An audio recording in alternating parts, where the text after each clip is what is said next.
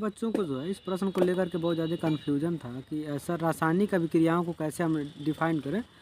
तो कुछ वैज्ञानिकों के नाम के आधार पर जो रासायनिक अभिक्रिया है उसके ऊपर हम लोग बातचीत करते हैं। सबसे पहली चीज़ देखते हैं कि ऊर्टज अभिक्रिया है जो बहुत ही इम्पॉर्टेंट है, तो इसको भी हम थोड़ा देखते हैं। कभी भी जब इस तरह की चीज़ें आएँ तो उस अभिक्रिया में दो खास बात ध्यान देना पाए। पहली बात तो ये एल्किल हाइलाइड को सोडियम धातु के साथ रिएक्शन कराते हैं।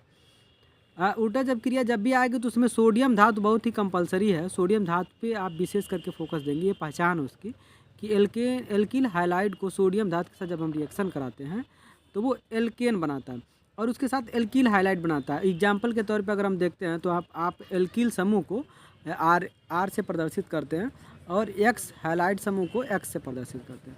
हम शुष्क सोडियम के साथ हम जो है ईथर की उपस्थिति में जब हम रिएक्शन कराएंगे तो 2R यानी 2 एल्किल बनाएगा, साथ में 2 Na प्लस हाइलाइड बनाता है। तो आइए इस रिएक्शन को हम पहले समझते हैं।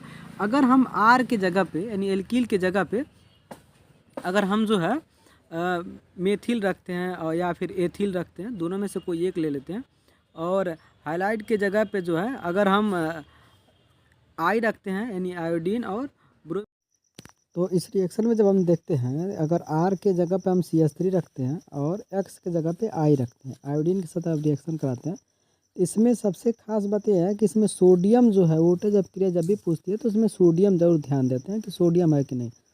तो जब इस रिएक्शन को ईथर की उपस्थिति में जब हम रिएक्शन कराते हैं तो जो एल्कीन है ये एल्केन में कन्वर्ट हो जाता है और सोडियम जो है आयोडीन के साथ रिएक्शन करके सोडियम आयोडाइड बनाता है। और ये रिएक्शन जो है अक्सर करके पूछता है, तो इस पर भी विशेष करके ध्यान देंगे जो ऊर्टज अभिक्रिया के अंतर्गत आता है। विधि एथिल ब्रोमाइड बनाने की विधि पूछता है तो उसमें भी इस रिएक्शन का उपयोग हम करते हैं। इससे ध्यान देंगे कि 2C2H5Br अगर कर देते हैं 2 Na के साथ रिएक्शन कराते हैं तो इधर आने के बाद ये रिएक्शन जो है C4H10 प्लस 2 NaBr बनाता है।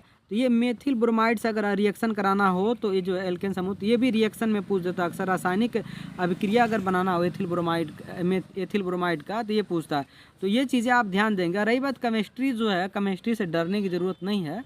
केमिस्ट्री अगर आप सही से समझते हैं तो आपको आसानी से तैयार हो जाएगा। और भी कुछ ऐसे रिएक्शंस हैं जिसके ऊपर हम बात करने वाले हैं आपसे। एक और रिएक्शन आता है हैलोफार्म अभिक्रिया, इसको भी हम आपको बताएंगे कि हैलोफार्म अभिक्रिया की पहचान। जितने भी रासायनिक अभिक्रिया है उसका कुछ न कुछ जो है वैज्ञानिकों के नाम के साथ कुछ एलिमेंट्स हैं, जिस एलिमेंट के साथ ये अभिक्रिया करती है तो उसको आपको पहचानना बहुत ज़रूरी है। जब भी उसका नाम आए तो उस अभिक्रिया को ध्यान देंगे। जैसे हैलोफार्म अभिक्रिया, तो हैलोफार्म जो अभिक्रिया होती है ये एल्किल एल्कोहल के साथ जब हम रिएक्शन कराते हैं कि क्लोरीन को 6NaOH यानी सोडियम हाइड्रोक्साइड के साथ जब हम रिएक्शन कराएंगे तो जो इसमें एल्किल होगा वो क्लोरोफार्म के अंतर्गत कन्वर्ट हो जाता है Cl3 plus 5NaCl plus HCOONA plus 5H2O बनाता है। अब इसमें जो ये R है इस 5 रख करके अगर इस रिएक्शन को पूरा कराते हैं तो आपको जो है ये क्लोरोफार्म बनता है। तो इसमें ये हैलोफार्म बनाने की विधि पूछ, जब हैलोफार्म का नाम आपको आए तो याद रखिएगा कि उसमें CHCl3 उसमें से जो हाइड्रोजन की जो संख्या है वो निकल करके क्लोरीन की संख्या पूरी स्थापित हो जाती है और इसमें ये क्लोरोफार्म बनाता है। और ये अक्सर करके पूछता है क्लोरोफार्म क्या होता है और क्लोरोफार्म बनाने की विधि। तो इस चीज़ को आप ध्यान देंगे। बहुत ज़्यादा चीज़ें याद करने की ज़रूरत नहीं है। मुख्य किससे बन रहा है, किसके साथ रिएक्शन कर रहा है, इन चीज़ों को जब हम ध्यान देते हैं और क्या मिलता है इस पे हम बहुत करके फोकस करेंगे और ये चीज़ें जो आपको आसानी से समझ में आ जाएगी।